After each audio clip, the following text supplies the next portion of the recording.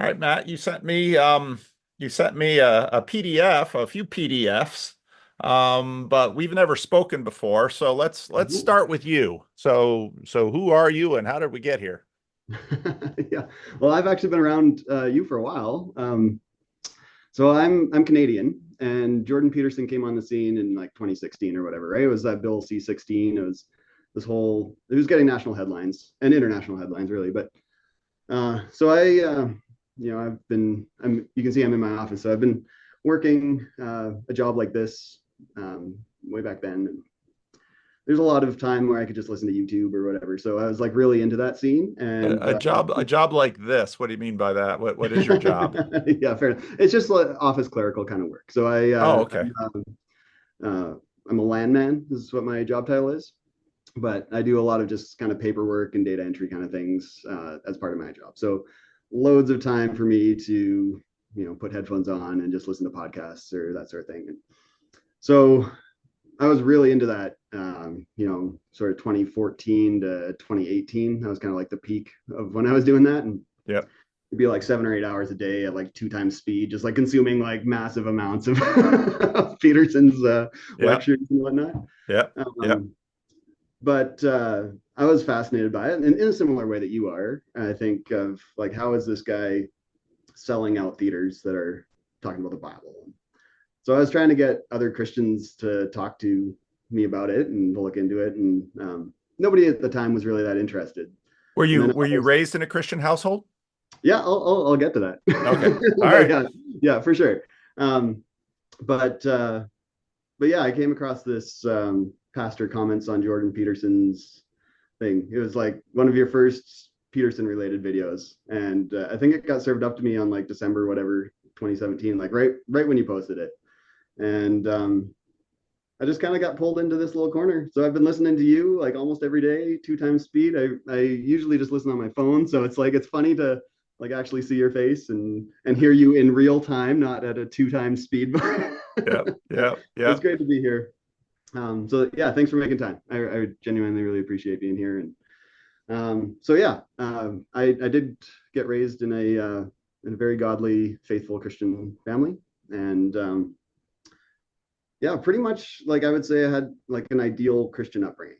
Mm. I grew up here in Calgary, a great city. It's very safe, very clean, good economic opportunities. And within Calgary, there's a few suburbs that have like private gated lakes, and so I grew up in one of those. It was like probably the best suburb in Calgary, and so a really charmed upbringing and just a great place to like raise a family. And I'm the youngest of five kids, so a relatively big family, lots of energy, and we remain a really close, loving family, and everyone's still here in Calgary. So yeah, great, like really just like kind of salt of the earth people. And so yeah, let me tell you a little bit, I guess, what it was like in my household growing up. But um, So I was born in '84. I just turned 40 yesterday, and Happy birthday. yeah, thank you. And so I was homeschooled growing up, which was super rare at the time.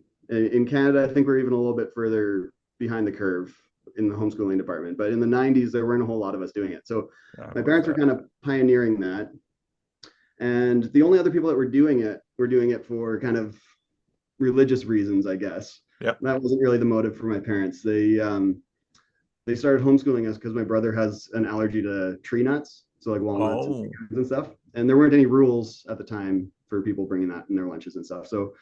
Um, so the concern was that they didn't want him to die, so they started homeschooling that's a us, which good reason. is good.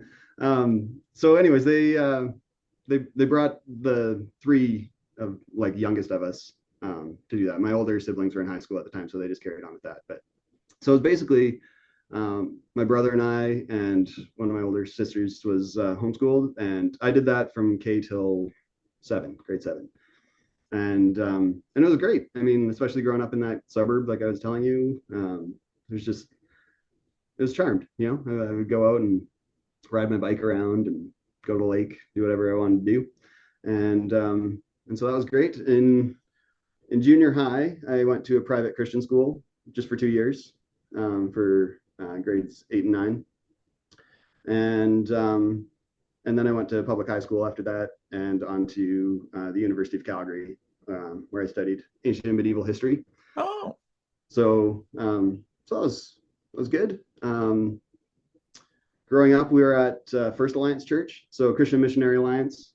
It was, I think, probably it was either the first or second largest church in Calgary. I think probably about 2,000 people, which is like a mega church by Calgary standards. yeah. And it was honestly, it was a great church. It was an incredible upbringing. Just a really like thriving community. In the 90s, especially near the late 90s, they really bought into the seeker friendly kind of Willow Creek Yep. model. Yep.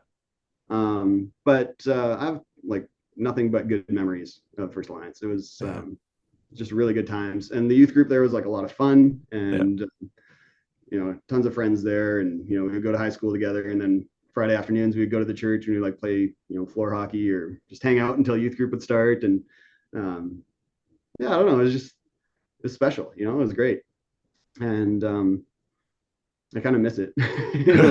I'm actually going to a church now that's like very similar to it, but you just at the time it's special, but like you don't appreciate how special it is until you're maybe middle Yeah, it's aged. all you know. You're a kid. Yeah, It's all you know. totally. But it was good. My family was really really involved at First Alliance. My older siblings were all youth sponsors, and for a couple of years, like basically running the youth group. And so I was the younger sibling. I was always dragged around to, they would have conferences or they would have youth events or whatever. And we were just constantly hosting people in our home and, just really deeply engaged in sort of the life of the community there. And there's a lot of energy, just, it comes with like having 5 kids, there's kind of chaotic energy. Yeah, there How many is. kids do you have I again? know that well. Yeah. So, I had to be the youngest, so my youngest is also a boy.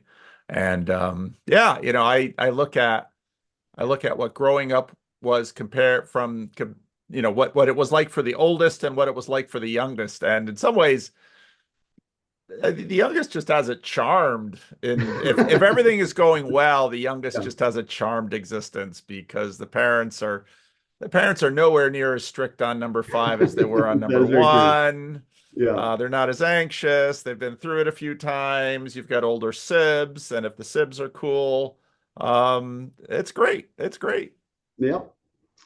Yeah, that's exactly how it was for me. My parents were very faithful, very present, Yep. and good, good at disciplining. But like you say, like they've Yep. Yep. been through it a few times, and they're a Well, lot once more once you relaxed than me. discipline, once you get all the kids are different, but once you sort of get the first one sorted out, then you can sort of, they all just sort of, they also sort of follow in some ways the first one. They're all different and they all have their own things. And so it isn't a complete autopilot, but if the first one is doing well, the rest of them do okay. So Yeah, yeah. I mean, I have 4 of my own now, and our oldest is just starting high school now, so she's 15, okay. and it's pretty wild, because now I get to see it on the parent side of things. Yeah. I Just the wonder younger side. how it would have been different if our oldest was a girl, because I think that would have changed the dynamic. So we had boy, boy, girl, girl, boy. Mhm. And, birth order matters, sex matters. It's fascinating. It's fascinating. Mhm. So what were the Yeah, birth so order in your family growing up? so I have 3 older sisters, Oh, and my oldest, Kathleen, who I'll tell you a little bit more about, was 12 years older than me, and then oh, I have big spread. another sister who's 10 years older than me, and then one who's 6 years older than me, and then my brother is my nearest in age, and he's 4 years older than me. So yeah, it was, they were like adults by the time I was kind of like in college. Yeah, you were really the little one. Yeah, We had 3.5 years between number 1 and number 2. And that was basically 2 years after that. We were for each one. Bang, bang, bang, yeah, bang, bang. yeah. So So we have 4, and my wife and I kind of had it more like that. Is about 20 months in between all of them. yeah. So which is just a lot of diapers for a while, and then it's just Yeah. over. Yeah. Yeah. Yeah. Yeah. Um, but yeah, so I'll tell you a little bit about my sister Kathleen. She's the oldest one, and because this is kind of like this was a pretty formative thing for me. When I was 11 and she was 23, she got diagnosed with MS, Oh, and so MS can kind of relapse and remit sometimes, yeah. Yeah. but Yeah. Yeah. there's other types, and hers was they call it primary progressive MS. So Oh no. it's a little bit like I think it. I mean, it's a different disease, but I think it's a little bit like ALS. It's just a lot slower, right? So she never really went into remission. It just kind of went through her body. It affected pretty much everything except for her eyesight. She never lost her eyesight, but just about everything else just got worse and worse, kind of a steady progression. And then she passed away 2 years ago. Oh, But the decade leading up to her passing was just kind of like constant near death scares. It was just like we were in the hospital constantly. There wasn't really a whole lot that they could do, but every so often she would be like we would get called to the hospital, come say goodbye. So we'd all gather there, and then somehow or other she would pull through, and then she would live for another 5 or 6 years. That happened. Um, that's Towards really, that had to be the really tough on your parents.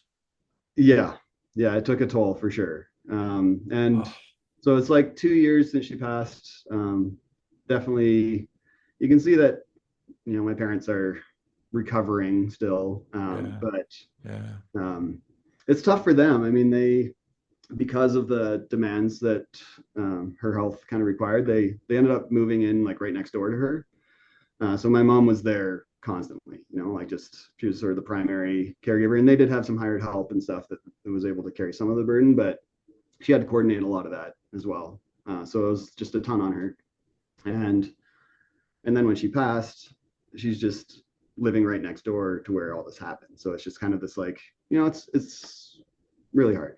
It's Yeah. been, um, but yeah, I mean, for me, sort of my model of faith, my role models of faith are my parents who are just so faithful, just humbly serving. And so, it's interesting to see that. I think just in the last couple of years, I've started unpacking a little bit of what that actually was like for me. Um, and I think for all of us, like when I talk to my siblings and my nephew, who's, I'm certain that he's probably watching this, uh, her son, uh, I've been trying to get him into the TLC. So, hi, Nate. This is probably your first I guess we're Vanderplay experience, sharing this. but hopefully I can kind of rope him into the TLC. But um, yeah, it was kind of interesting to see because there was a lot of years there where you're praying for things that just don't come about, Yeah. for healing, for comfort. And for me, um, it's just sort of like this tailing off of your prayers become less and less bold, I guess. Like you just kind of pray for smaller and smaller things because you just kind of think, well, it's not going to happen. How many kids did she have? You mentioned Nate. Any others? Just Nate? Just the one. Yeah, she was only able to have Nate. So yeah, so he's 24 now. He's great, great, great, great kid. Um, and yeah, he's one of my closest friends, without a doubt. He's one of the only people that I can actually talk to about TLC stuff. He's going to Bible school now. He's getting a master's in spiritual formation, Okay. which is really cool to see. So um, yeah, she was so proud of him, and we all are. But um, yeah, I remember telling Nate, because it's tough. I think when your mom is the one who's so sick, and it just puts a huge burden on your life. It does. And I think it was probably for a number of years really hard for him to sort of appreciate some aspects of her because it was so demanding. Right. Well, MS is one of these diseases that robs you of the person Yeah, before death finishes the job. it's And very true. Yeah, it had a massive impact on her just cognitive abilities, and yeah, her executive function yeah, was faulty. Like she couldn't make sense of what decisions needed to be made at a given time. yeah, So sometimes she would just get fixated on things, and she'd be like, "We need to get more like spinach dip or something. Like you have to go to the store and get the spinach dip." And everyone would be looking around and be like, "You have it in the fridge. Like it's not." But she would just need it, you yeah, know. yeah. And it was just like constant, just little things that she'd always need. Um, but she was so saintly as well. Like she Mm, really, truly, like I told Nate shortly after she passed, it's like you read through the history books and you get to know the saints of old. Like she stacks up with any of them that you're going to read, truly. And the way that she just bore her burden, and um,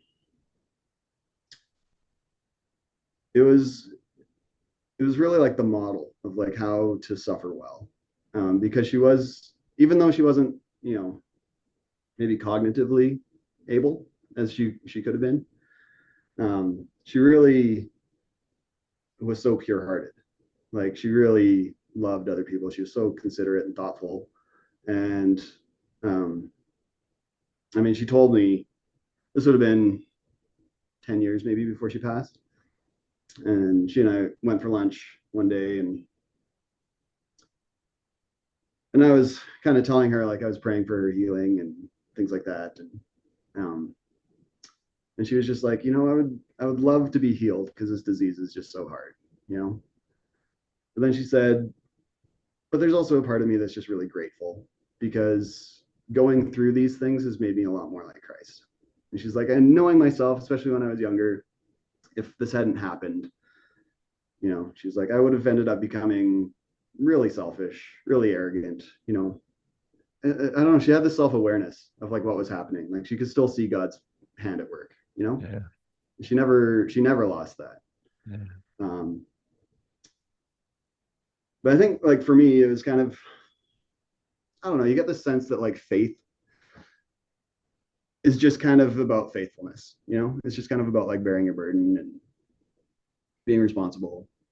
And like I kind of mentioned, like you kind of get this sense of expectation, especially in prayer, that like, God just doesn't really, he might answer other people's prayers, but he doesn't answer mine.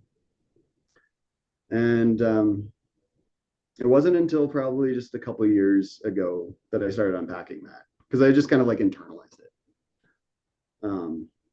That was a huge, I think that's a huge part of my faith development is, and in some ways it's like a really good one. It's like my role models are people who are just faithful. They were just godly. They loved other people. Yeah. And even though it was like really hard to do, especially for my mom, well, for both my parents, but my mom was carrying a lot of that. It's like, yeah, I mean, it's formative for me, and I think we need a lot more of that. To be honest with you, Yeah, well, it's an ironic thing to say because everybody needs a disaster in their life. Well, sort of. We don't wish it. I mean, Peterson posted on Twitter a couple of days ago one of his aphorisms, find the heaviest thing that you can lift and lift it, something like that. And it's like often the really heavy things you don't have to look for. They find you. mm, And and you know, while Peterson is right, the voluntary aspect is important.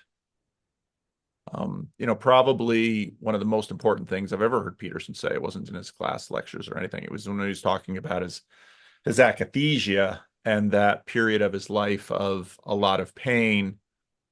He said, I had to make sure I didn't become bitter mm, because you can survive, your soul can survive MS, but bitterness will kill your soul. yeah, And so when you talk about your sister, I would imagine, yeah, it's easy to see how hard it was for your parents. It's easy to imagine how hard it is for her son, but of course she was also bearing that burden. And the irony of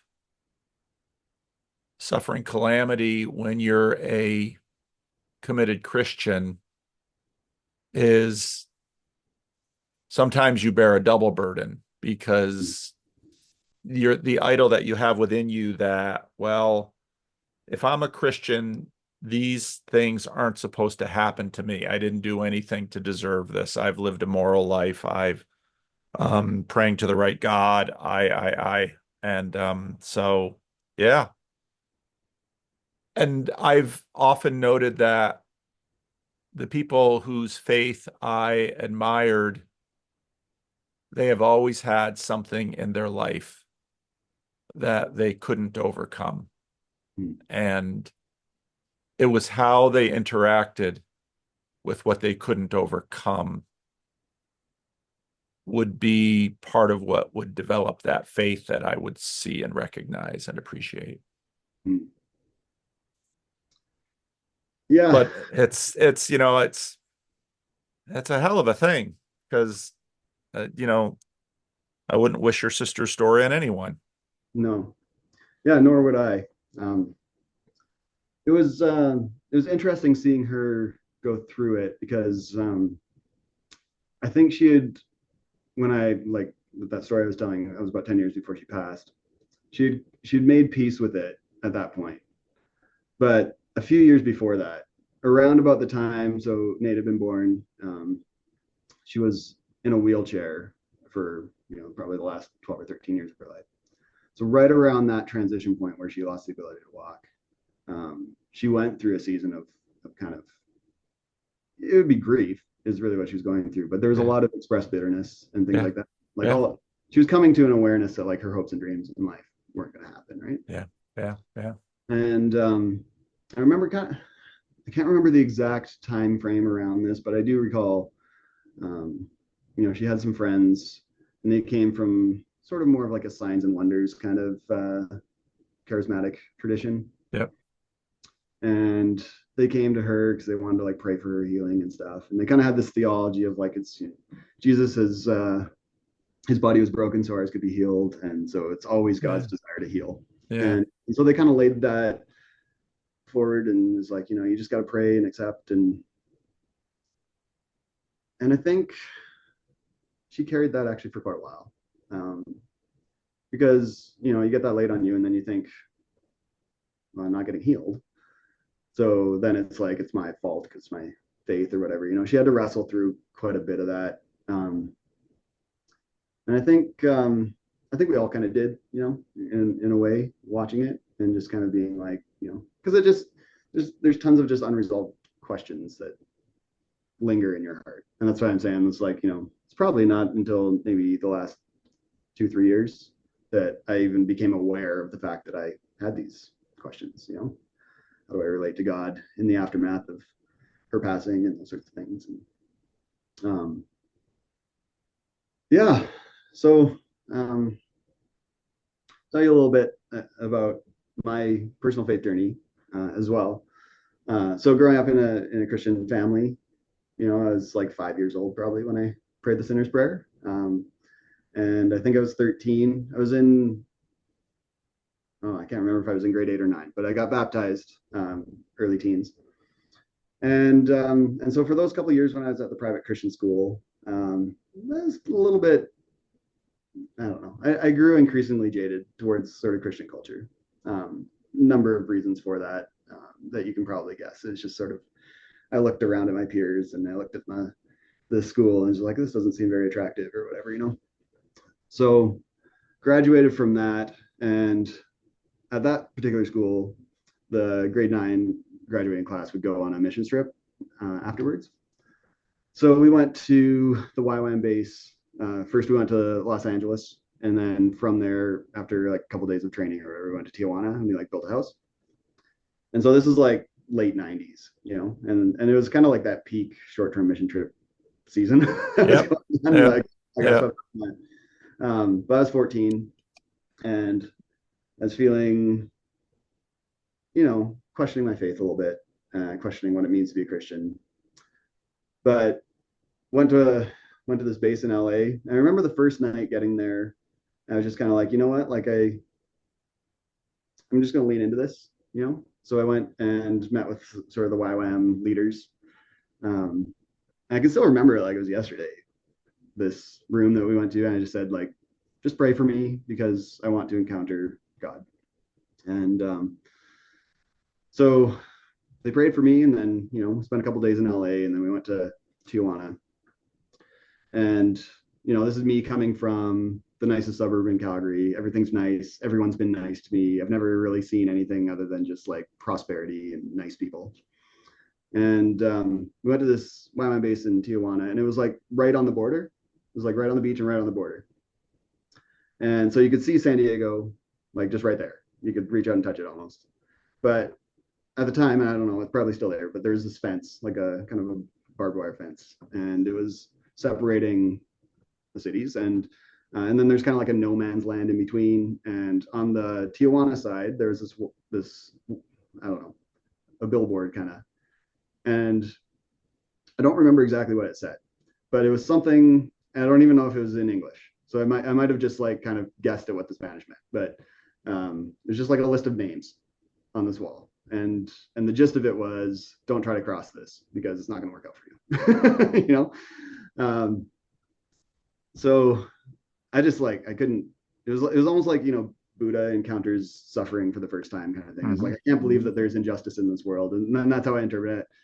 I mean, I was 14. What do I know about what was actually going on? But I was just like so shaken by this. I didn't know how to handle this confronting thing. And so I didn't eat for like 2 days. Like I was just like shaken up. Like, what in the world is this? And I remember just being like, God, like, how is it possible that this world um, would have darkness in it? Like what is going on? And it was also because we were like so close to San Diego, it's like so jarring. At night the sky would glow because San Diego is this prosperous modern city, and then you turn south and it's just kind of like scattered pockets of light, a lot of darkness. And we went up. I don't know. It was a couple days after I'd seen this sign, so I was like I'd been fasting because I just couldn't eat because I was so upset. We went up onto this top of this hill, and we were just going to pray for the city. And we were with all these YWAM people. And if you turn north, you see San Diego in its glory. And then you turn to the other side, it's just kind of like this shocking contrast. And I remember like just almost like an audible voice. Like it was like I could just tell that the Holy Spirit was speaking to me. And I'd never experienced this before. And I just had this sense like, Matt, no matter how dark it gets, darkness can't stop the light. And I just looked out over the city, Tijuana, and it was mostly dark, but wherever there were lights, you could see them for like miles away, and the darkness couldn't stop it. And I was just kind of like, what was that? Like, where did that come from? And it's interesting, looking back on it, because I think, and I sort of talk about it a little bit in my book near the end of it. But from that moment on, I felt like God just kind of had deposited something into my heart, some sort of seed that was some dream, some sense of vocation. And it was connected to Los Angeles and darkness and this unconquerable light and things like that. And I came back as a 14-year-old going into high school, which starts in grade 10 here. And going there, I had just been like, my life was about baseball. And it was just like, the only thing I cared about was sports. And coming back, I was just kind of like, the only thing I care about now is reading the Bible and preaching. It was just like this complete change. Yeah. And I don't mean that to come across as like that I was as it probably sounds like I was kind of obnoxious in high school. It's like I'm reading the Bible. You don't strike me as the obnoxious type, I so don't I'm think I not was worried as about obnoxious that. as it kind of on reflection, it kind of comes across that way. But I was just like on fire for God. Yeah. I had done like a very big change. Going away feeling just kind of like, I don't know if I want to do this Christian thing at all. Yeah. Just coming back being like, this is the only thing that matters. And yeah, it was like, I take my Bible to school with me, and anytime that there was downtime, I'd just start reading it just every day. It was just like digging in, and then I would walk home. It would be about a 40-minute walk, and I would just like preach about it. But like nobody was around. I was just like preaching to the trees or something. And it's just what I would do, is this big life transforming thing. And so my thought was, after I graduated from high school, I would get on a track towards seminary, become a preacher. And there aren't really, or at the time, there is one now, but there weren't really any like great Bible school options in Calgary. So decided to just go to U of C, but to do something that was kind of like at least broadly in the area of interest. So that's where the ancient medieval history thing came from, and that was honestly that was great. So it was a lot of emperors and monks, kind of this is what I got to study, and it was really interesting to come from a Christian Missionary Alliance. So the ongoing theological debate was about free will versus predestination. They're trying to navigate, like I guess the Calvinist and Wesleyan kind of dance that they were doing with this um, theology, and then I started reading from all these different traditions, and it's like, they're actually interested in other topics in that particular debate, and they have some interesting ways of describing things. And it was the first time I encountered, Anglicans or Catholics, and it wasn't in university, but after the fact, discovering like Orthodoxy, and being like, it's actually really interesting. And so like I was doing this like Christian pilgrimage further and further eastward, until you get to Constantinople or Antioch or someplace like that. And um, it was interesting. So, going to the seeker friendly church, being really involved in youth group through the 90s, my cohort of friends hit university, and like half of us kind of just deconstructed and left. That was kind of the story. And I mean, I had this gripping encounter with the Holy Spirit, and so even if I was jaded, which I wasn't really at the time, but um, I did also kind of go through a season of deconstruction in a way, but not in a abandoning the faith kind of way. More of like this pilgrimage kind of into the other traditions, and so it took my evangelical understanding and theology and kind of broke it apart, put it back together in different ways, and suddenly, even though I continued attending the same church, just intellectually, I kind of reframed Christianity in a much broader way. Um, just having other types of Christians critique and piece it back together, and so became kind of obsessive almost in a way for a number of years of just kind of being like that was so nourishing during university to encounter like Benedictine monks and like read about like whoever like Saint Bernard of Clairvaux or just like totally different perspective. They're using very different language, but they're describing the same thing, you know. And it's like I've looked at this painting my whole life, and now you've described it in a way that I've never seen. It felt like that, and it's continued to feel that way Mm, the more I dive into it. Oftentimes I feel that way listening to Jonathan Pajot. It's just kind of like, I've been looking at that issue for, 2 decades, and now you yeah, completely, explained it to me in a new way. yeah. Um, but, uh, but yeah, I mean, theologically, I think I'm still Wesleyan, at heart. I did, Christian Baxter had a little quiz on Twitter the other day about what kind of Anglican are you? So I decided to like try that out, and it said I was Methodist. So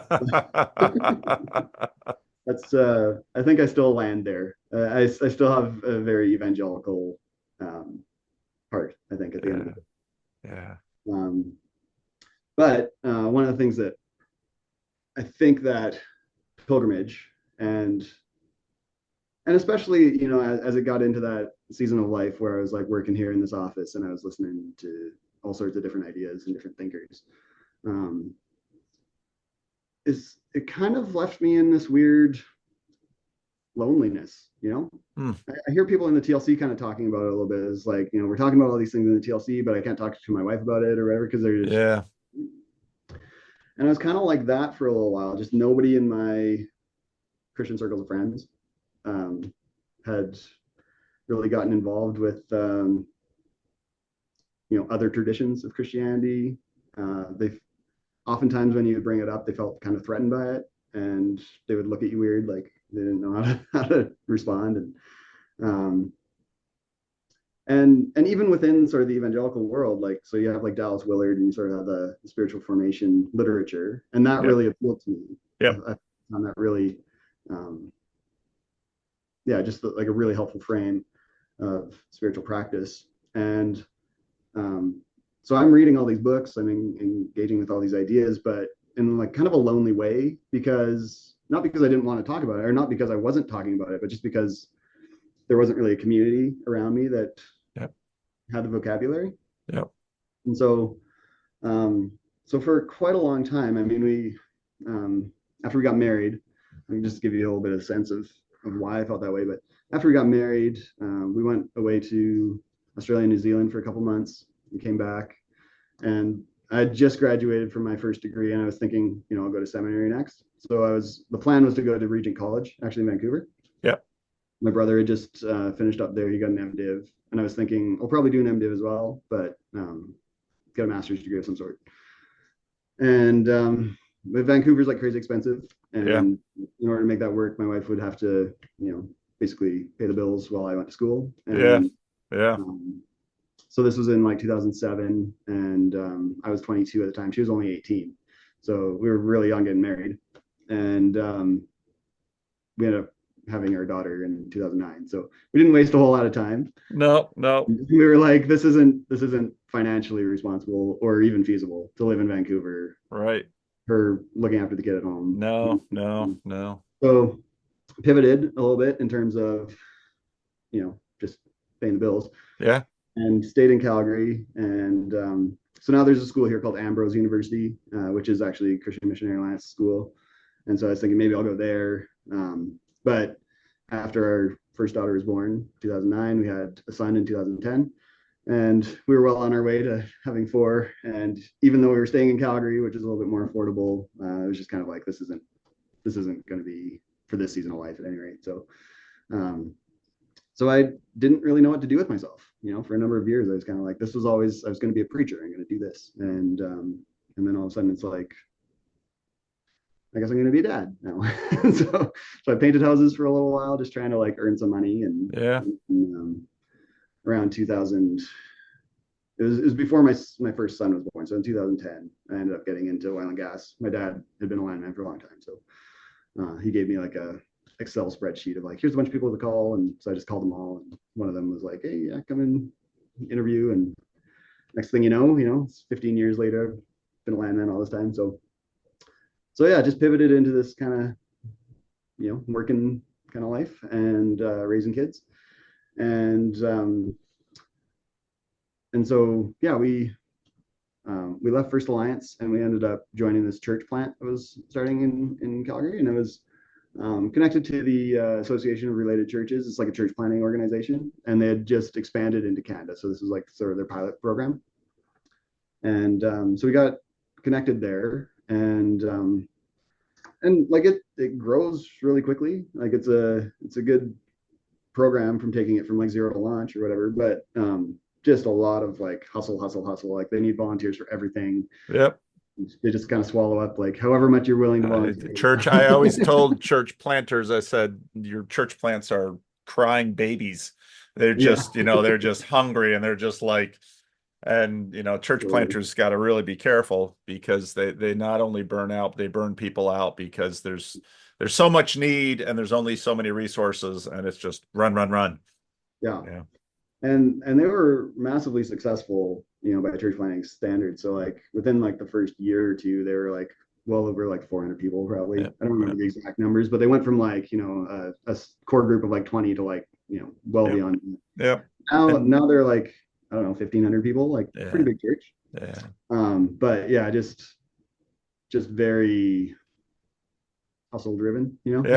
a Yeah. lot, a Yeah. lot of energy being poured into that. And so it was kind of it was a weird decade for me being there, because not only is it like a busy stage of life? We're raising our kids and everything like that, and I'm working.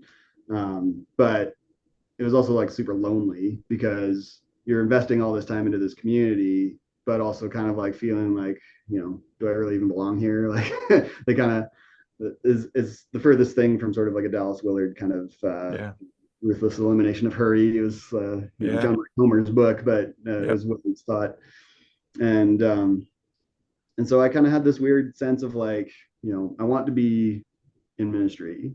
I want to be a preacher. I want to be involved in church, but I like don't really fit here and I don't know where to go. And my wife was really glued in. She got like a good group of friends like early, and I kept making groups of friends who would stay there, and then they'd be like after 2 3 years they'd be burned out and they would leave. So I had to remake, even though I stayed at the church, I had to like rebuild my friend group 3 or 4 Wow. times, and ended up just kind of feeling like, well, it was, I don't know. I almost kind of hesitate to use this language, but it felt kind of like a season of just like a dark night. Like I just felt really lonely, and I felt like God had just kind of been like, "You have these dreams that I put in your heart, but I'm not going to actually fulfill them." And it's just kind of like, this is kind of what you're gonna. And of course, I have this sense of like, that's what you do because look at my sister, and she just bears this burden, and so it's always kind of fighting with myself of just kind of like, I don't know, am I just a malcontent? Should I just be okay? Should I just like, and so I was always trying to force myself into contentedness, but it was never getting better than just resignation. I was just always in that kind of like fighting myself. And just wondering like, you know what do I do? Like, the bills kept getting bigger and our kids kept eating more and getting into more, more sports, and so it's not like cost of living has decreased and never really will. And so it's like, maybe you just, I don't know, maybe you just forget about those things, and Yeah. that was not meant to be or whatever. And so, but also during that time, because I was so like, trying to find a tribe, trying to find somewhere that I could like, feel like I belonged. I ended up getting involved in some actually like pretty cool missional community kind of things. So, like around, 2010, 2012, um, there was kind of I'm not sure exactly where it came from, but sort of this push towards missional, that was like the buzzword. Yep. And so there was this group, it was connected to 3DM, which I think is like Mike Breen. I don't know if you're familiar. Yep. Yep. So Yep. they kind of had this idea of, missional community, and it was very much driven by sort of like the household. You'd Yep. gather in a household, like spiritual family, and then they had sort of like a leadership thing where they had like some shapes and stuff that they would like try to Yep. like, Yep. people to. Yep. So I got involved in that for a couple of years and really loved like the vision of it.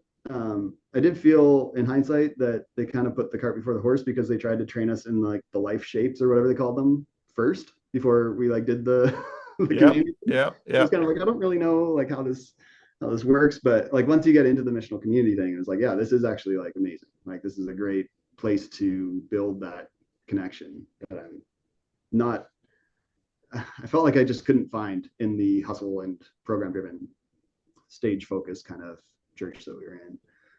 So just like slowing down, a lot of it was like, let's just have a meal together, that sort of thing. Um, so that was like deeply what I wanted, in my heart, and that's what I was looking for. But I couldn't find anyone to talk to about it, and maybe you kind of relate to this a little bit, but I've heard you say a couple times, it's like, you know, you couldn't find other pastors to talk to about the Peterson thing, so you just started talking to YouTube. Yeah. Yeah. So I That's feel a very little bit much with it. this book that I've written is that, um, my pastors at that church weren't totally interested in it. They weren't opposed to it. They were like, go make it happen. If you want to do this 3DM thing here, like if you can make it work, then great.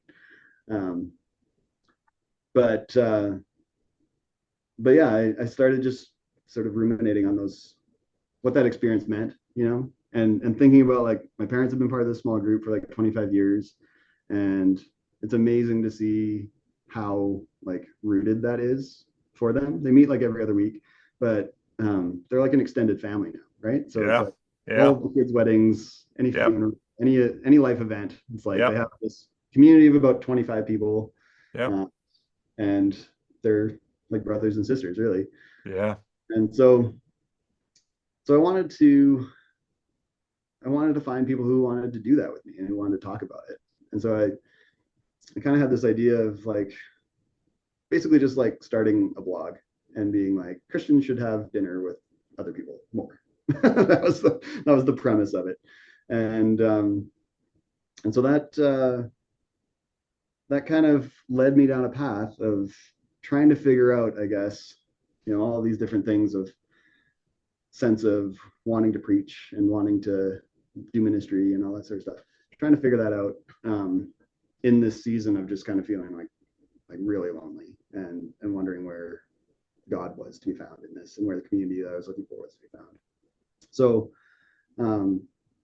I guess I'll fast forward a little bit in my journey. So that was kind of like 2012 that I was doing this missional stuff. Fast forward to about 2018.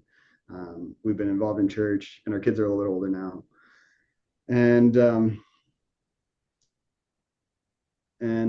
Yeah, so I kind of had gone through this season where I felt like God just hadn't answered any of my prayers for like, 8, maybe 9 years. And then all of a sudden, I got promoted at work to a supervisor role, or middle management. And things just started like a progression that radically disrupted our lives. So I got into that role and I just like immediately like crashed, like just was not a good fit for me at all. And I didn't know what to do about it. And it was kind of panicking because I was the sole income earner. So it's like, what do we do if I can't keep this going? And I've been going to see this Christian counselor, great guy. And he was kind of like, I don't want to scare you, but you're the sort of guy who like dies of a heart attack at 38. Just kind of like telling me like, you really do need to consider what you're doing here because I was burning out and I couldn't keep up with it career wise. So I went to another psychologist. She was specifically like a career counselor, and she ran some sort of personality tests. Yeah. And really just conclusively came to the decision like I can't really do this. Like it's never going to be satisfying. It's never going to, and I'm just always going to be, feeling like I can do it, but I'm really getting drained here. Yeah. So decided shortly after that to like just go away for a week and just pray because I was like, I don't know what else to do. Like I really don't know what my options are. So I went out to British Columbia and just lived in the mountains for 7 days. And I was just praying like, God, like, help me, help me know what to do. And the week ended and I didn't feel like I had gained really any clarity or insight. It was just kind of, I spent a whole week. What do I get out of it? Yeah, exactly. And the only thing that kept like running through my mind is in the Fellowship of the Ring when Gandalf is like, all you have to do is decide what to do with the time given to you. Yeah. I just kept thinking that, and it's like, okay, I guess I have to decide. So driving home from that, it's about a 4-hour drive back to Calgary, and my wife gives me a call on the cell phone. So I'm talking to her as I'm driving, and she was just like, all these sorts of things that come up at church, and she wanted to start getting plugged in a little bit more, but like in ways that I had been talking about for a while. And so she was like, what, maybe like we can do sort of a missional community kind of thing, but we'll do it like through Alpha and these sorts of things. So we start plugging into some of those things, which are satisfying a little bit of a need, which is, that was a bit of a change just in the dynamic because, for all those years where I was feeling like I was a misfit and a malcontent or whatever, she was really plugged in and she was just like, this was a happy evangelical experience for her. So there was always just this kind of sense of like, the problem's me or whatever. Yeah. But then all of a sudden she starts talking a little bit more openly about like, yeah, like there's some merit to what you're talking about. And then, I don't know, just a couple of days after I got home from this prayer retreat, she had this like really sort of vivid dream. And I won't go into the details of basically what it is, but we both kind of felt like what we needed to do because of this was just prepare to make changes in our lives. And she was like fully on board with that. So we're like, well, what does that mean? So at the time we owned a house and we had like a rental property as well. And we're just kind of like, why don't we just like divest all of our interests in these things and we'll sell our homes. And we ended up just like going through like all of our stuff and just sold like everything that we owned. Just to kind of like put us in a position that like if we needed to make a change. Yeah. Yeah. Yeah. And then about 9 months after that, we were in a position where we could potentially like I could resign from my job and we'd be like financially able to, Yeah. listen out. And we were like, I think I need to do this. And she was supportive of it. And she was scared, of course. We were both kind of scared, but we decided to do that. And so over the course of, I guess this would have been into 2020, we had gone through this whole sort of disruptive phase. And, and then I was unemployed, because I had resigned from my job and we were living off of savings. And, fortunately in my role, I'm able to like pick up some consulting gigs and stuff like that. So I was able to bring in like a little bit of income, but it wasn't the same as before. And we were relying like on our savings and stuff. And so like, I mean, and then you throw COVID into the mix because that's coming in pretty soon. So like everything was getting kind of thrown up in the air. And so, there's pretty rocky season in our marriage. All of a sudden I'm like at home all the time, which is different. And we're bumping up against things that maybe for the last 10 years we should have dealt with, but we hadn't. And now all of a sudden it's like we can't avoid it. And so there's all this kind of tumultuous stuff going on in our relationship and then just kind of in our lives. And I was just at a point where I was kind of like, okay, now I've stepped away from that career, but like I'm not really in a position because we still have, obligations or whatever to like just go to seminary now. So what am I doing now? I didn't really know. So I started asking myself, like, did I have any dreams earlier in life? And one of the things that I'd always kind of hoped to do is to, just start a business and um, have a passive form of income like everyone dreams of having. And so I was like, well, how do you go about doing that? So I started looking into, various online options, and I stumbled on this guy who um, had sort of a side hustle selling books on Kindle. And I was like, oh, okay, that's kind of interesting. And self-publishing, it hadn't really come up on my radar screen before, but I like to read a lot of books, and I was like, maybe take a stab at being a writer, and that sounds interesting to me. Plus, maybe I'll be able to find the people that I've been looking for, right? So that's kind of all those thoughts are going on. This would have been early 2021.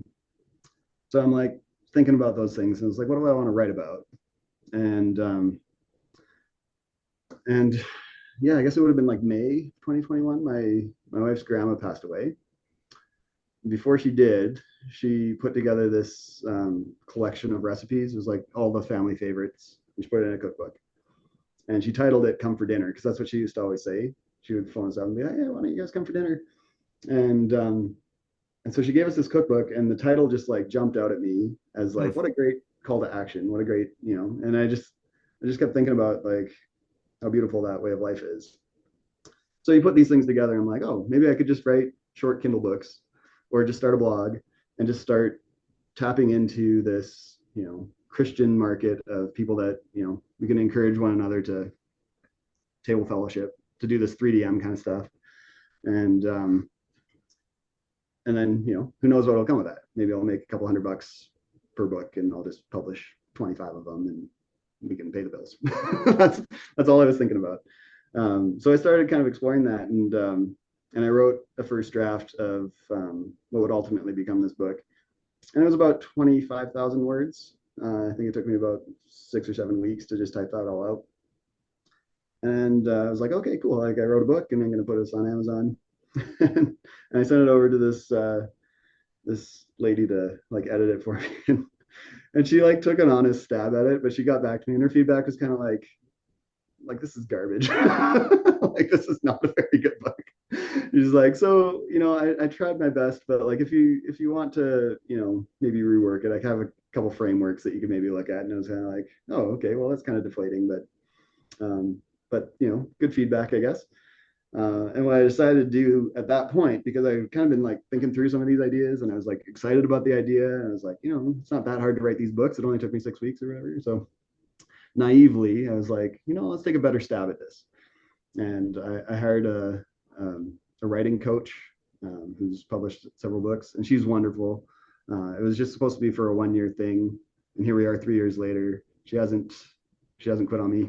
Still helping me out.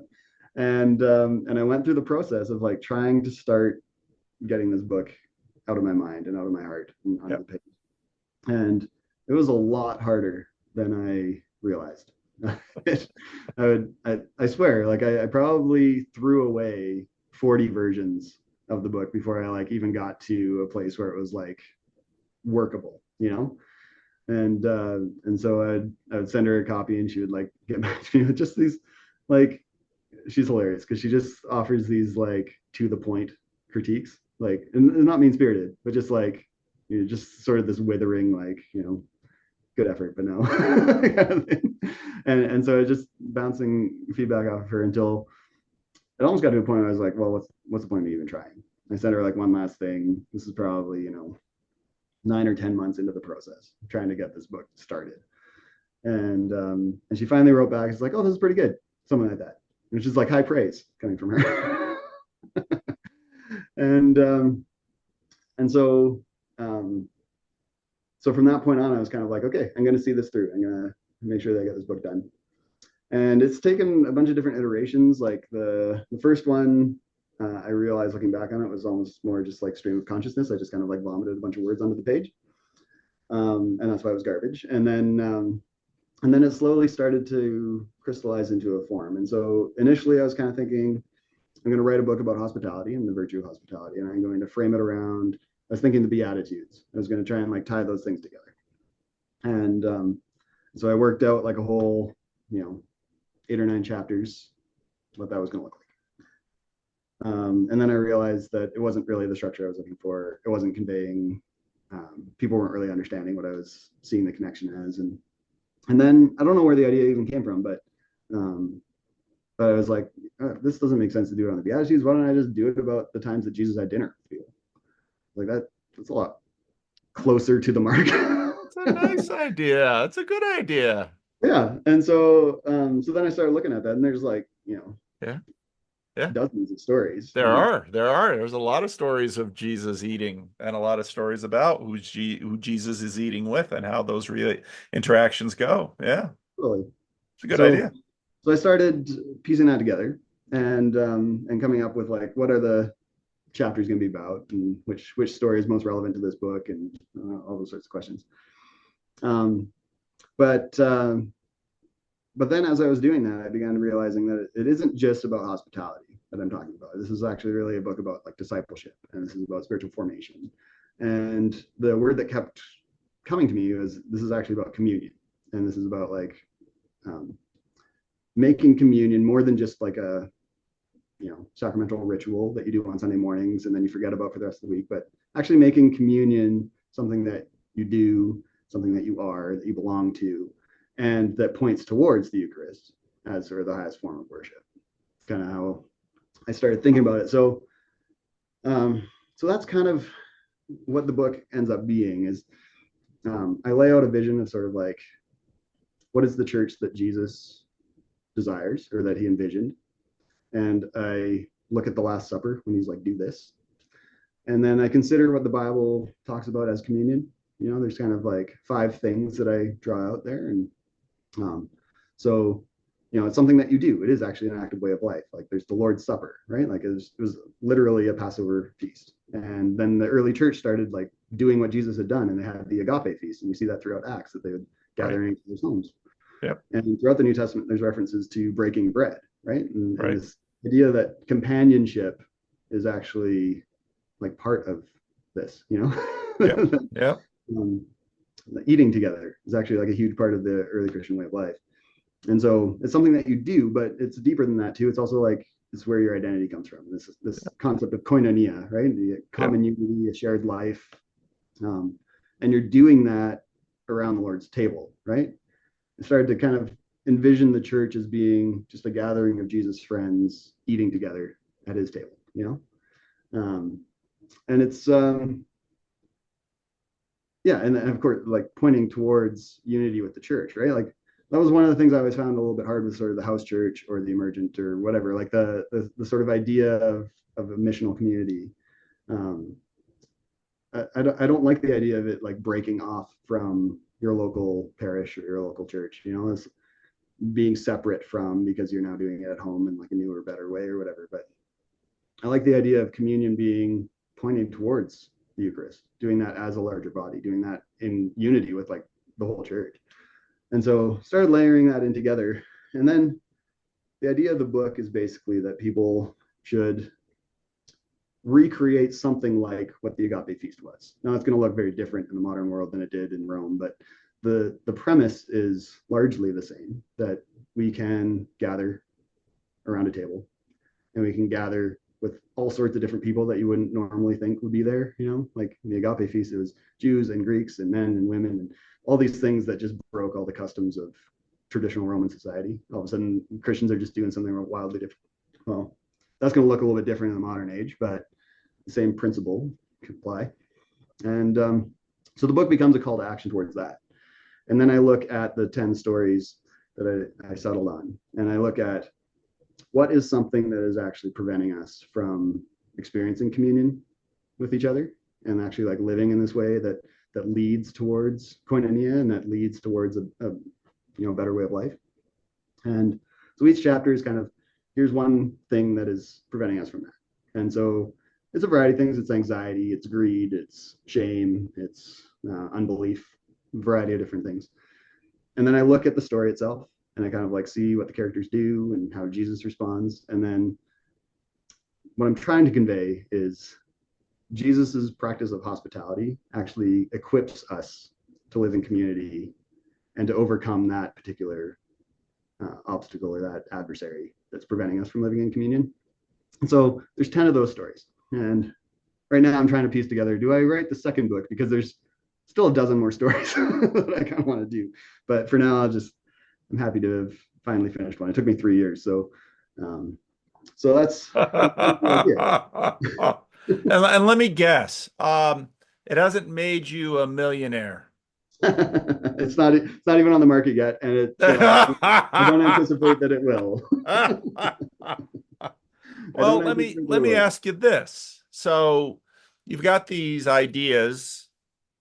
What have you learned about them by what you've done? Like with respect to like our own table Yeah. fellowship practice? Yeah. Yeah. Well, I mean, so like going back to that alpha group story I was telling a while ago, it was amazing to me. Growing up, we did alpha all the time, and it would always be at the church building, and we'd gather and you'd watch the videos or whatever and talk. And I love alpha; like it was always really good. But what we decided to do is just to do it like in our home, and we'd start around the kitchen table, and we'd make like spaghetti or whatever, and people would come over, and it was like wild to see what a difference that made. And like when I hear you guys talking about like Northwestuary and sort of like you just immediately connect in this like different way. It was like that, like immediately we sat down and like honestly within like 15-20 minutes we're talking about like real issues. It's like somebody is like talking about like their mental health struggles and you're just kind of like, we just met. But there's something about just actual breaking bread together and being kind of like more in a family than being in sort of a sanitized church room or whatever. It is just wildly different for sure. And yeah, I mean, that's been deeply part of our life, like so all the way back into my childhood. It was every week. It felt like we were hosting something at our house, whether it's youth or whatever. All of those people that would come, like they're still important people in my life. Like that's pretty wild. And this is 30 years on. It's the same with my wife's side of the family too. Like she comes from a very hospitable, obviously her grandma wrote the cookbook. And actually they're probably like next level. Like our family was super hospitable, but they were like even more so. And it's the same experience there. It's like if you want to get plugged into a local church, if you want to get connected to a community in a meaningful way, it's like if you're not eating together with the people there, I don't know how you're going to do it, to be honest with you. And I'm just old enough to remember like our church actually back in the day used to do things that were kind of like the church potluck. I haven't seen a church do that in, I don't know, like I was a child when that used to be a thing. It's very common. I mean, we haven't had a potluck here for a little while.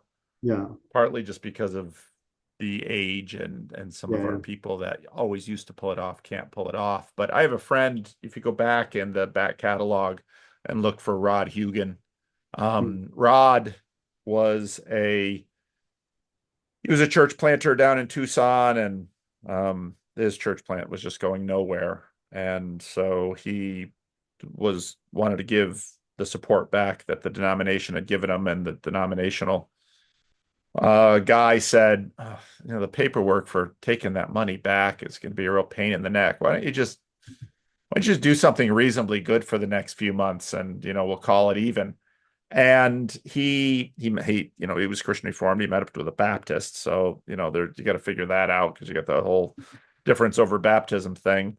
But he just started having people in his house, and he would cook for them, Yeah. and that is exactly how his church plant started. And his church plant has grown into a movement of other churches in Tucson. And when someone basically gave them a matching grant to help them buy a building. And so they were able to buy a little old church building that wasn't, the church was dying. And it was just kind of a classic old church building, peak roof, long and skinny. I mean, the something that someone could put up cheap in the 60s. Yeah. And um and so what they did with that, they bought the building, they could get the building fairly cheap, but then they half of the building is like this giant living room. And they didn't get pews or stackable chairs or anything like that. They got old living room furniture, which like is Mm. total mishmash. And they decorated the place like sort of a artsy living room. There is a corner where they do have some instruments because they only part of the rule of the church is they only sang songs that were written by people of the church. They couldn't Mm. bring in other music. And then the other half of the building, they built a pretty good sized kitchen. And so then what they did was every church service is a meal. And by sort of scaling that up, they can have 75 or 80, up to 100 people maybe in there on a given Sunday. And of course, when you get to that number, it does change, Mm. but the idea is the same that that yeah, so Yeah. no, I mean, that it's was, very real.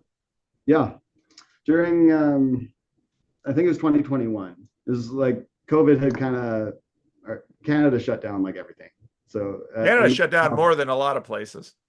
yeah, churches in particular, we weren't allowed to gather.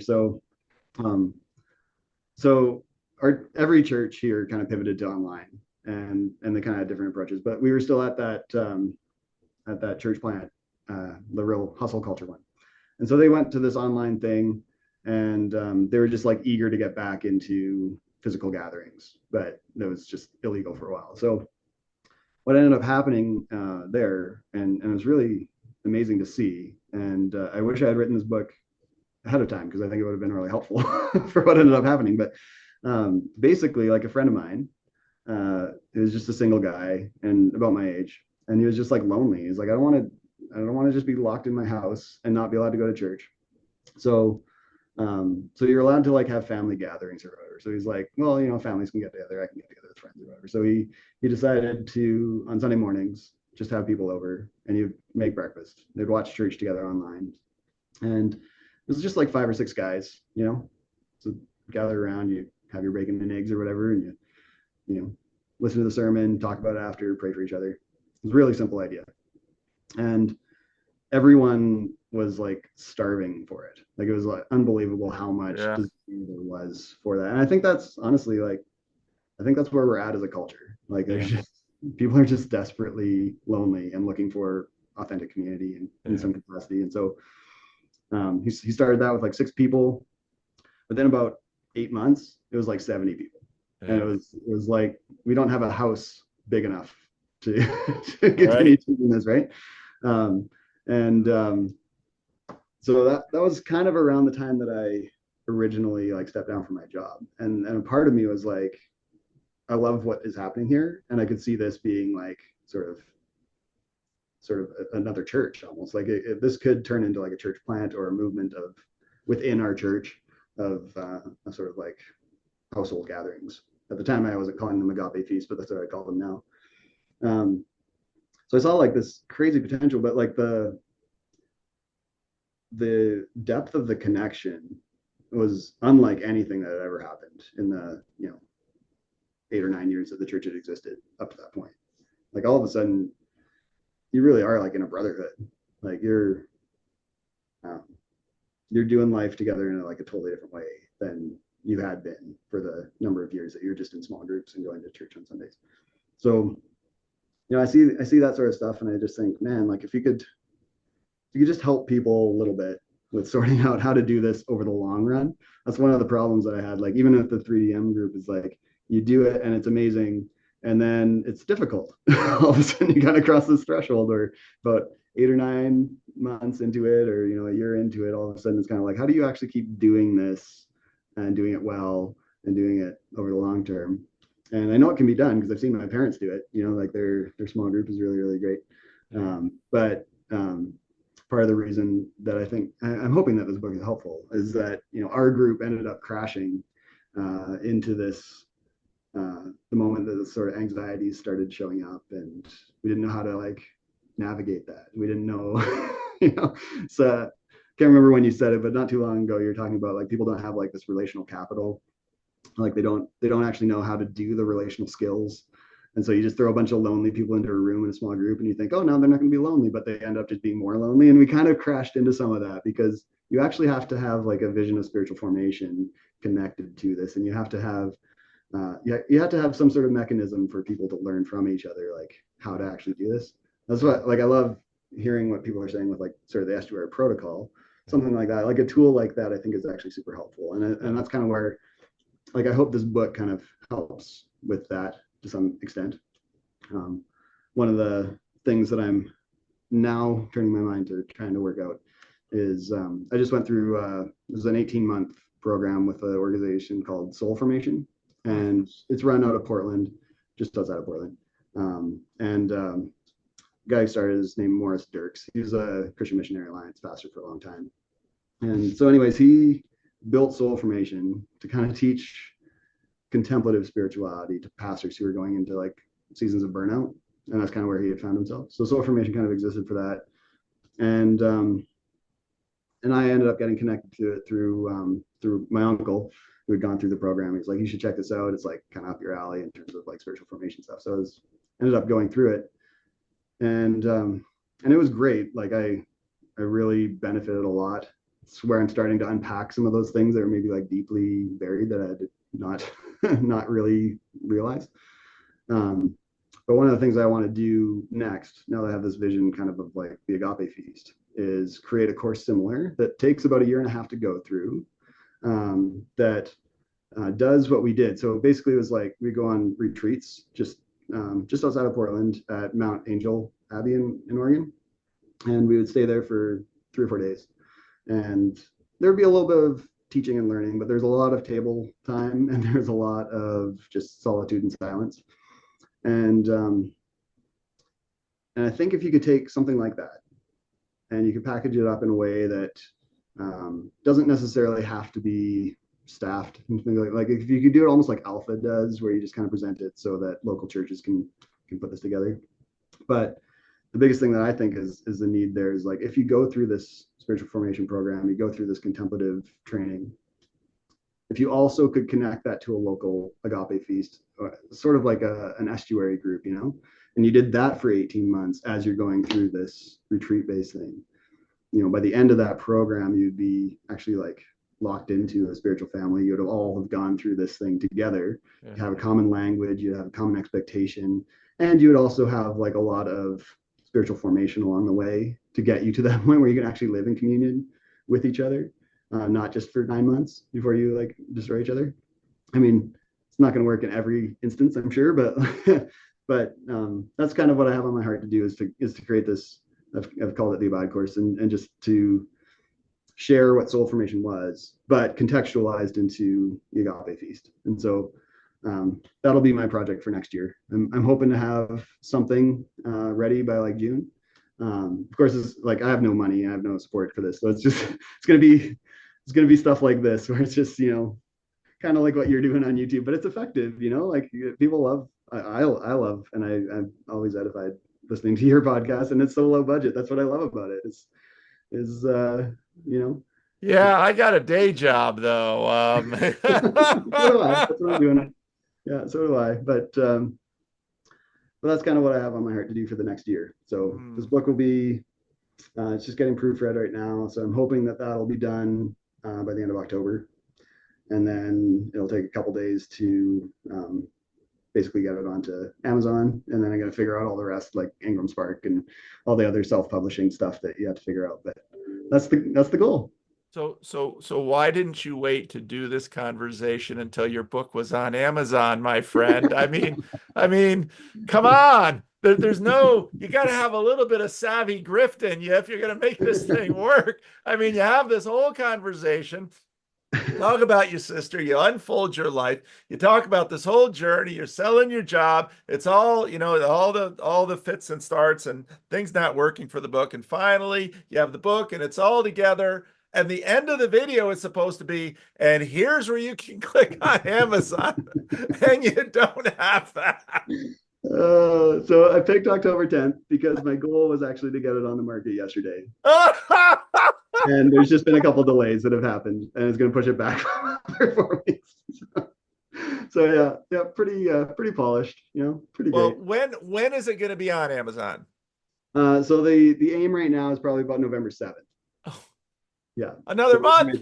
yeah, Dude, I mean, I was thinking, okay, well, I could put this in no wait, no ads, and it could just sit there, and then I'll have it sit there until your link is there. So then I can say the link is in the notes, and bang, people can find your book. At this point, what are they gonna do? You have them all excited about your abide course, which in the CRC is going to be interesting, but about your soul formation and your agape feast and your and come on, where's the grift here? Have you not watched enough no Grim grift. Grizz? I mean, Grim Grizz will give you he will teach you how to do the grift. Um, I could use somebody who could teach me how to do it. I'm just a simple man, Paul. I make mistakes. that's You know what? okay. I think you'll like the book.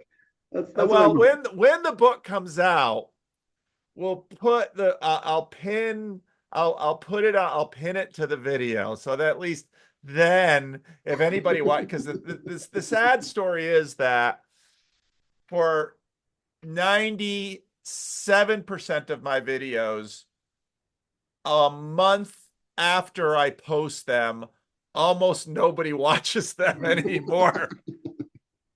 So That's great. this is hilarious. Yeah, that's a bit of a miss, but that's okay. I'm good at that. I'm good at that. It is okay. It is okay. Because so there's one guy who maybe I won't name him, but everybody will know who he is. He always leaves, and he's actually been doing this ever since he started following the channel. He's always like, you know, Paul's spending all this time on YouTube. I really think that if he would just devote the same amount of time and energy, then his local church would flourish. And of course, what this guy he knows absolutely nothing about my local church. He knows absolutely nothing about the fact that I'm probably going to make a little video this morning of I had a couple of homeless people who spent about 2 weeks right on my step outside the fence. And it was like, I know both of them, and it's a man and a woman. And I'm really glad we have the fence because he's a firebug. So he always used to light fires along the church wall. And it was like, dude, you're gonna burn my church down. And the other homeless people would be like, you can't do that, guy. You can't do that because he was gonna burn all of their houses down. So then we built the fence. So we had the homeless people out there. And this morning I'm driving up to church and I see that after 2 weeks of just basically lounging right there on the step, they have now abandoned the step and left me a royal mess full Hmm. of mostly rotting food and garbage. And so I'm driving up to church and I see that and I just know what's ahead of me today. It's like, okay, I got to talk to Matt at 11 and Thursday is sermon day, so I've got to do the sermon and I'm gonna have to spend a fair amount of time to clean up all of this garbage. and my garbage can is already full because some good Samaritan filled it up with other garbage that was on the street. So, and then there's this poor dude who's walking down. He's just walking down. He has a coffee cup. He just throws the coffee cup into the churchyard. And at that point, I was done. And I pulled the car over to the side. I said, "Well, thanks a lot for throwing your garbage into the church property." He's like, "Oh, well, I can get it." So, okay. So he goes and he picks up the can, he picks up the cup, and then he's like, "Yeah, but what about all this other garbage?" And it's like, I'm not gonna lean on you for that garbage. I know who did that garbage. It wasn't you. I still gotta clean it up. And so people are like, if Paul would only put the same amount of time and energy into his local church, it's like, I did it for 20 years. And you know what? The results we got was the results we got. And then, of course, I had no idea what would happen.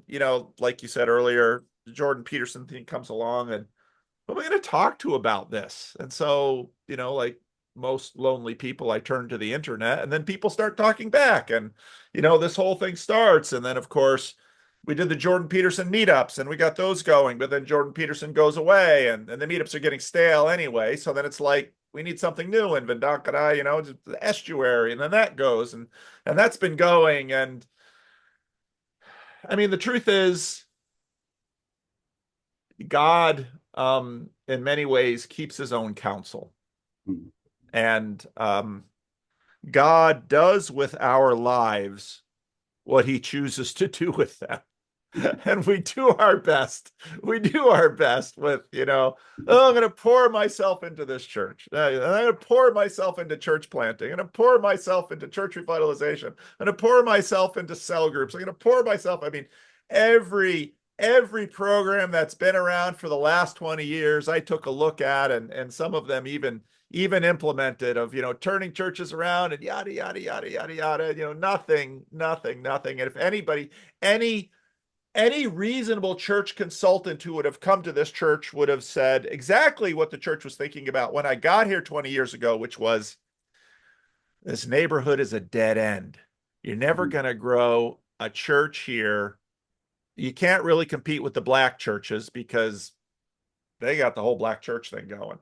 All the ethnic churches, they got their own ethnic thing going.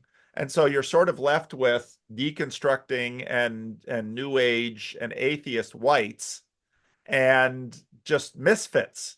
And so if you really want to have a thriving church, you got to sell the building. And we actually had a buyer for the building. You got to sell the building, and you got to go into one of these new developments around Sacramento, and you got to work like a church plant, and you got to get up above 200 by year 2, and then up you go. And it's like, but the church was like, well, we live here, and this is our church, and these are our people, and this is everything that happened. But to make a long story short, as the psalmist says, God does what he wants. And if you trust him, well, you get to go along for the ride. But I don't know that we would, I don't know how we would react if he sat down and told us exactly how it was going to go. So he doesn't the vast majority of times. And so I don't know. I love your story, and I'm super happy you had good people around you that basically, Anne Lamott had this great book where she talked about shitty first drafts. Well, you had good people around you that basically said, "Yeah, that's a shitty book," and then helped you write a better one. And there you get the chance. I mean, I got plenty of books around the office sent to me by publishers who are just dying for me to read this book and then to talk about it favorably on my channel. So, books will sell. And you want to talk to me, and there's no way for the people to buy the book. And it's like, this is just God's sense of humor. Of course they can't get the book now. Yep. So I love it. I love it. Yeah. I mean, like, to your point, if you had told me in advance, like if I had gone on that prayer retreat in, whenever that was 2019, and he had told me what the next 5 years were going to look like, I would have said no. I'll just put it that way, Yeah. There's not a chance. Like, I didn't even tell you half of what happened. I know you couldn't. I mean, you're actually a fairly efficient storyteller because, often I do these conversations and most people aren't. I mean, you've learned a lot in the process of learning how to write. You've told your story quite efficiently over the hour and a half that we've been talking, and you've done an excellent job of it. So I Yeah, think people well, will I love skipped the this part video. where we took our entire family to Australia. That was a big story. We tried to move over there. There's a lot more to tell, Paul. There's a lot Well, more to you're tell. only 40. You're probably only halfway through your story. And Yeah, if you've got this much going on now, who knows what's in the second half? yeah. I don't know it. You don't know it.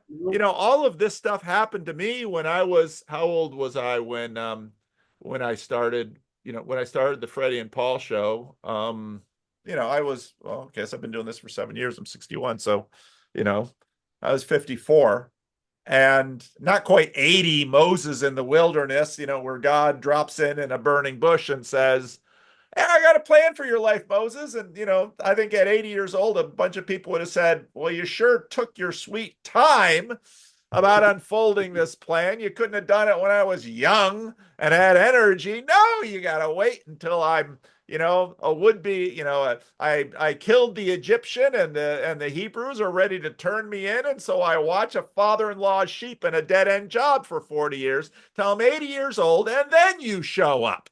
So, yeah, it smells like God. Yeah, I mean, I only wrote this book, to be honest with you. You know, Initially I was thinking, I'll make some money off of whatever. I'll sell Kindle books as a side hustle. It was never really ambitious, but um, Odds are you won't just make finished. any money off this. Let's Yeah, I'm let's not. I'm not. we I'm not both promoting myself. understand this. We 100%. both know this, and your wife knows it for sure. Yeah. But the whole point of this in many ways is, as with almost every book, if you're actually doing the work properly, and it sounds like that's what you've been doing, the book is as much about your formation as it is about anybody else who reads it. Yeah. Yeah. No, 100%. And the only reason why I finished it and stuck with it for as long as I have is like it's honestly it's just kind of like a prayer. It's just something that's been on my heart to express. And so God can do whatever He wants with it. The TLC can do with it whatever they want if anyone buys it. John Um, Verdonk will be very interested in it, I think. okay. This is right up John Verdonk's aisle. I mean, this is what he loves. And my friend Rod Hugan, again, I'll send you his email address because he'll probably read it because he's got this whole group of church planters that, again, Rod is Rod's now, I think let's see, Rod's 10 years older than I am, so he think he's 71. And he's a huge guy, so I don't know how his health has never been great. So, but I mean, when I listen to your story, it's in many ways very similar to Rod's story, where he was just, he thought himself the Dr. Kevorkian of churches. He just knew how to kill them. He didn't know how to make new ones. And then just basically by inviting people over his house to eat tamales, he not only is successful at planting a really cool church, but in fact, a really cool family of churches. Hmm. And it was so funny because after he sort of had some success planting his church, and it was a really cool church. It's sort of Christian reform, but it's kind of a misfit. And then he was like trying to, because he and I were friends. We're both on the mission board, and I was working with church planters and getting church planting going here in Sacramento. And he's like, "Paul, how do you do this?" And again, just like with the same thing, everything he tried to do it the right way failed. And so Hmm. what he started doing was he would be at a certain diner for breakfast every Wednesday morning, and people would come around, would-be church planters and pastors would come around to talk to him. And there at that table, you know, starts a church planting movement. So Yeah. there you go. And my friend Rod, he's a big guy, likes to eat, and likes to cook. and is about as friendly and pastoral as anyone I've ever met. And so no, that's food and friendship just makes a really habitable space for the gospel. Mm-hmm. Yeah. Yeah. So I mean that's what's deeply on my heart. And I wonder I don't know, you're telling that story. I'm just thinking like, I don't know, it's funny. I wonder if Jesus would have been any good at the grift, like Well, I don't he know if did he would have have some women who supported him, and he at least had one article of clothing that his executioners thought worthy of not destroying. yeah. So Jesus, when Jesus talks about the Father in heaven, clothing the lilies of the field and feeding the birds, I think he spoke of what he knew. And so, no, I again, part of the Aaron Wren just had a little, made a little, um, had a little tweet and wrote a little blog post kind of leaning, complaining about evangelicals, and evangelicals are into consumerism. And, when I got back from the Dominican Republic, the church and the classis, they were all excited about secret church stuff. And, the Home Missions was sending me business books every month. And, I read some of these business books and Good to Great and all of this stuff. And, here we tried to implement some of it here. But what was so funny was this church, I mean, people just love authenticity. This church is so authentic. No matter how much plastic I threw at it, it could not cover the authenticity.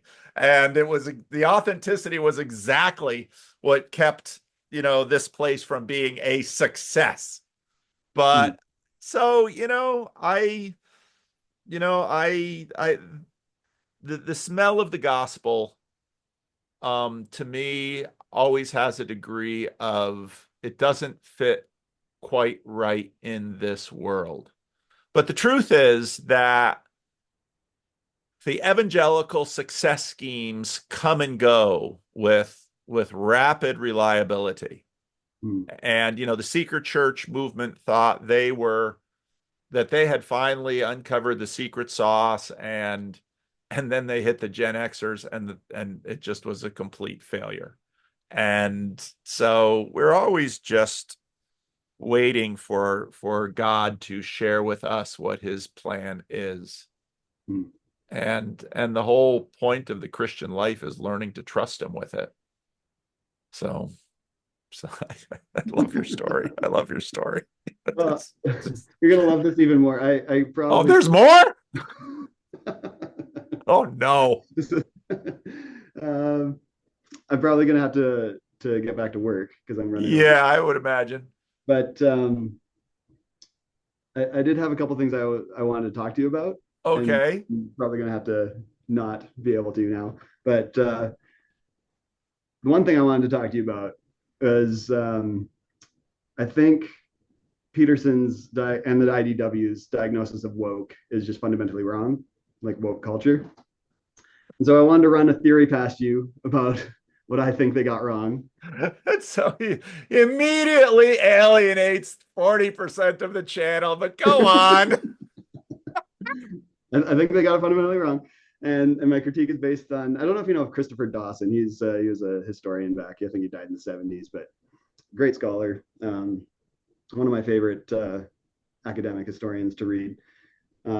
Anyways, he had a breakdown of the rise of bourgeois culture, and the sort of Marxist critique of it, and why he thinks they both fail. But anyways, I was going to run past you sort of a theory that I have Okay. about what woke is. In for a Um, penny, in for a pound here. you're going to make me, okay, I'll have to do it really brief. Um,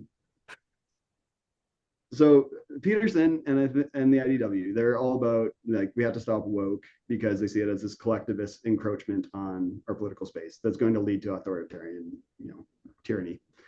And so they're just constantly harping about we need to reassert the rights of individuals, and that's their solution, right? So they see collectivism versus individualism as the fundamental fight. Um, what Just Dawson just write your comments below, people. Just write your comments below and help the algorithm. Keep going. and so they're largely talking about from sort of an academic perspective. Right. The intellectuals Yep. are these, gosh darn postmodern neo-Marxists, and Yep. they rail on that. Yep. And so there is an element of truth there. For sure, there is like a Marxist philosophy, and they are pursuing a certain agenda. And it is identity politics, intersectionality, all the things, right? So what I think they got wrong is that, and this is Dawson's perspective, is that collectivism is actually not logically opposed to individualism. His point was that it's actually just the next logical step of an individualistic culture. So you take sort of bourgeois cultural values, and he talks about the story of like the rise of this bourgeois class. So that's like in a technical term, like this culture that is distinct from traditional Christian culture. Bourgeois individualism and the ethos of exploitation are kind of like the hallmarks of it. It'll take a little while to unpack some of these things, but I'll just try to keep it brief. Marx looks at this and he sees economic class conflict as the dynamic driver of human history, right? Right. And so he thinks it's inevitable that there will be an uprising of working class proletariat that Right. will take over, right? Right. And then, he kind of like half baked the rest of the equation. Yep. And didn't tell us that it was going to involve tens of millions of deaths, but Yeah. somehow we're going to get to this class. Well, a lot of the deaths involve dictators priming the pump because this is going to happen. And now if we just exactly if we just fry some eggs here, then we'll get the souffle. But yeah. So we know that story. So Dawson's insight is that this idea of collectivism, as understood that way through Marx, is actually just hyper individualism. It's just bourgeois culture that has coordinated itself into like voting blocks, essentially, right? Like into collectives. And that makes sense. And I think the critique of hyper individualism by saying we need to be more individualistic falls flat for a lot of people. It's unpersuasive because they're basically hearing Peterson say, I don't like your perspective. I don't like that you want to vote with those people. You should vote with my people or whatever. Or it scales up. You go on Reddit and you read what they say about Peterson, right? Like they're pretty left wing generally. And they usually talk about him as if he's this monster that's like unpersoning them and all these sorts of things. Yeah. So this is kind of my pet theory. I could be totally wrong. Everyone can flame me for this, but that's okay.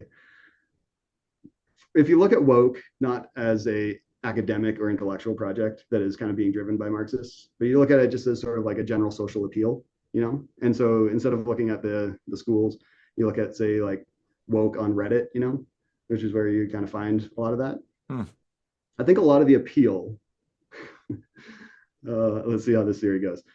I think a lot of the appeal for it is actually Methodism, not Marx. And I think you're actually seeing a lot of people who have kind of gone post-evangelical Christian or post-Protestant Christian towards that direction of it. And this is probably going to get me in some trouble here. This guy, I think kind of what you're seeing with woke. They don't have an opportunity to buy your book anyway, so they can easily not buy it. They can not buy it, and they can boycott you before they have a chance to buy from you. But go on. Okay. There seems to be a little bit of an impulse with woke as a social trend. That sounds to me a little bit like if you took the Protestant insistence on justification by faith alone, right? So all of the blessings of the cross, that God has accepted me, he's affirmed me, he's included me, he's forgiven me, right? And then you put that into a bourgeois culture that is like radically individualistic. Basically, what you're trying to get is the cross without the communion table. What you're trying to get is a sort of Christianity where you're good, like God has 100% made you good, who you are. And it's society's job to accept you the way that God has. And to the extent that they won't, and they put demands on you to be, communal and to like live well with other people, they're violating your self, right? Like they're Yep. violating Yep. authenticity. Yep. Yep. So there's kind of a frame of that sincerity, authenticity dance that's going on in what I'm Yeah. saying, and I'm putting the communion table sort of in the place of the sincerity culture. Like this is actually how you get along with people, and this is how you have to behave in a certain way. It's slightly different. Like I don't know all the ins and outs of the sincerity, authenticity. I just know that you were talking about it a little while ago. But I think that sort of fundamentally is um, underlying a lot of the appeal of woke. And so the Christopher Dawson, going back to him, he says that because hyper individualism of collectivism is just the next logical step of individualism, those two actually aren't, logically speaking, like um, opposing each other. And that's where I think the IDW is falling flat. Whereas the actual antithesis to this Marxist collectivism is traditional peasant culture in Europe, which was largely driven by communion. Yeah. Is driven by this ethos of we are all Christians. We Right. actually know our neighbors. We love our neighbors. We Right. live in families. And that's the thing that is actually, I think, logically speaking and philosophically speaking, um, the antithesis to woke. Hmm. And we're struggling to convince people of that. And we're lumping woke in as a social phenomenon with Marx, and we're kind of just ceding ground to them, right? So all these people on Reddit are seeing, intellectuals like Peterson saying, you're Marxist, you're leading us towards like the killing fields, and they're like, I'm just trying to like accept people or whatever, right? So they don't understand his critique, and I understand that because we're living in a broadly Protestant or post-Protestant culture, and there's been so much emphasis on justification by faith alone, less vision of sort of a way of life that it would amount to the communion table, the sanctifying grace of actually living with other people and like learning to love others as you love yourself, right? You do that around the table, you do that in families, you do that when you actually have personal relationship in estuary groups, whatever, right? um, the church hasn't, in my experience, hasn't done a very good job of communicating that because we focus so much on the other. And it seems to me that there's now this post-Christian wave. A lot of people have deconstructed and they've moved into this sort of Methodist woke. And Yeah. it's just lazy Methodism is Yeah. what Yeah. they're doing, Yeah. right? They're taking all of the grace and or like grace and blessing of like I'm forgiven, but they're forgetting that you're actually called to like personal accountability and holiness and loving other people and all that sort of thing. So that's kind of again the communion revolution. I don't unpack any of this really in the book, but under the book is sort of this sense of like I think this is actually a meaningful critique of this deconstructed post-Christian moment. And what I'm hoping to do actually is I think there's still a There's another profound book in there that people also can't buy. I feel that, Paul. I feel that deep. No, It will be I on the market soon enough, right? no, but I think you're right in that I mean, wokeism is many ways deeply Protestant, deeply post-Protestant secularism. And I think it's very true that instead of sort of the Protestant, um, the Protestant God who embraces unconditionally, then becomes I'm not here to satisfy a demanding God with my moral performance. I'm here to satisfy a demanding history, a demanding society. I mean, there's sort of a secular ceiling on things. And but I think you're right. I think there's elements of Methodism in it. I think there's definitely elements of Calvinism. It's helpful for people to remember that Methodism actually does come out of Calvinism. I mean, most not Lutherans, not Anabaptists, but almost all the rest of Protestantism is some reaction to versions of Calvinism in Europe, especially in the English language world, because of course of what happened in the English Reformation and the English Civil Wars. No, it's So, true. I don't mean to pick on Methodists by any stretch, because well, you can because CMA is pretty close. yeah, it's true. I did actually kind of wonder though, as I was thinking through some of those thoughts, is like if there's any truth to what I just said, which there may or may not be, and probably Oh, isn't. I think there's truth to it. Yeah. You've made a couple comments in the past about CRC like trying to protect their kids from Methodism. Oh And yeah, yeah, I've early always kind on. of like chuckled at that. And I've often wondered, like, what is the threat really? Because you look at it from like a post-Christian culture, it's like, man, I'd be thrilled if my kids want to be Methodist compared to like, secularist. I actually haven't put this together until recently. I know your time is short. In reading CRC history, I think a lot of the early 20th century CRC leaders were reacting to this Dutch tradition, this Dutch deeply pietist tradition that said you cannot really make profession of faith and partake of communion, sit at the Lord's table, unless you have a convincing testimony of a supernatural experience of Christ's transformation in you.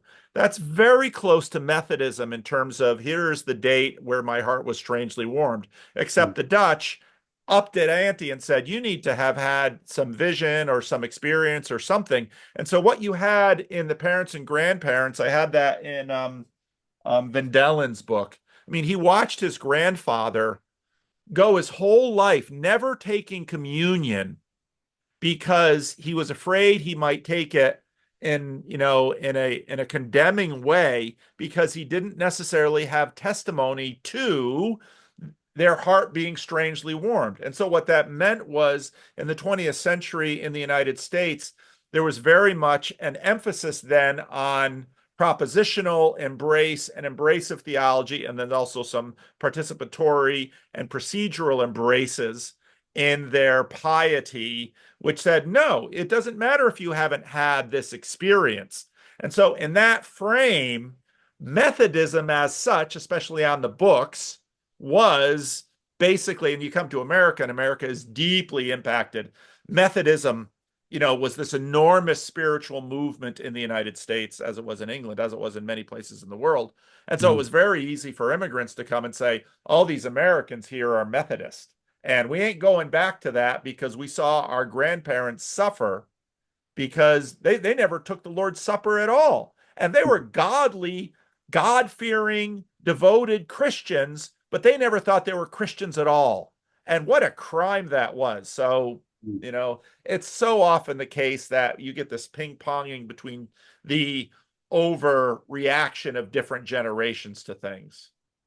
So I think that's why early 20th century CRC leaders were so anti-Methodist because they saw in Methodism what they saw as really harming their grandparents' generation.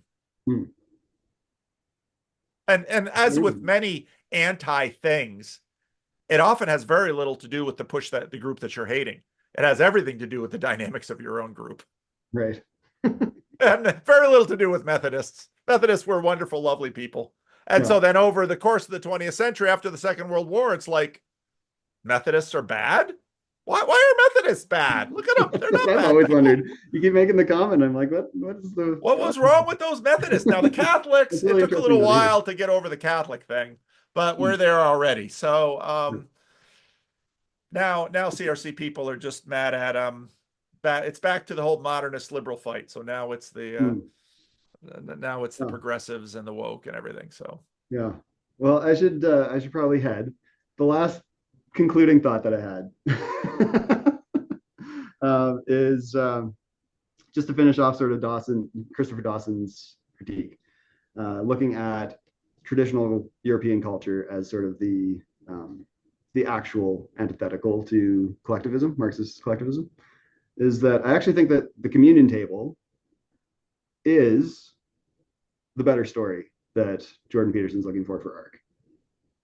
And so I'm writing a book about it. I'm just nobody. Someday maybe some of your viewers will stumble on it on Amazon. yeah. I'm happy to join in on a TLC if anyone wants to. I've been meaning to get plugged in. I'm just not very much online, so I just kind of like listen to podcasts. But I love. Hey, you're writing a book, you've got a family, you've got a day job because you sold everything. I understand, but I think, yeah, somebody will want to talk to you. So, Sure. so be ready. Um, but no, and I think, the irony is that, of course, um, Tammy Peterson is Roman Catholic. And if there's any major tradition of the church that's like the Eucharist, well, there's Tammy. Mhm. And Michaela is, in amongst the evangelicals. And depending on what evangelical, who knows what they think about communion. But yeah, but that's the one thing Jordan, he's standing on the outside, and what he's really standing on at the outside of is the table. Yeah. Because in most churches, at least in any church that he would respect, Mhm. those churches place a value on not necessarily open communion, but that this is a family meal. You don't just the table isn't a what can I think? It isn't like going to a business conference and you have some place where you can get tracks and buttons, and the table isn't swag. Mhm. Jesus body and his blood is not swag. You don't Yeah. just give it out. And the church has always held that tension. So Yeah. No, I totally agree. And I think that's kind of where ultimately Peterson and the IDW, like they probably wouldn't be ready to hear that story. But I yeah. think they won't actually be able to critique the thing that they're trying to critique until they embrace it. Well, and I think Peugeot had it right that the IDW was always a reactive thing, and so and that's why it fractured, because they could be united against something in particular, but beyond that, there were too many internal contradictions that they could never actually coalesce to be an enduring positive thing. So I think Peugeot really got that right. But anyway, Matt, I will let you get back to work. So thank you so much Thanks for for. the chat, Paul. I've been wanting to do this for 5 or 6 years, so it's nice to actually get a chat. Well, I'm gonna drop it in no wait, no ads. And when it's on Amazon, send it to me and I'll put it on the video. That will be long past its big promotional date. But Sounds good. I think actually the real benefit of this is that hopefully, people will know you a little bit more in the TLC. There are some folks in Calgary, and then maybe you can have a bit more communion with folks. So Yeah, that's a good thing. sounds good. All right, Matt, All you right. take Thanks a lot, care. Paul. All right, bye-bye.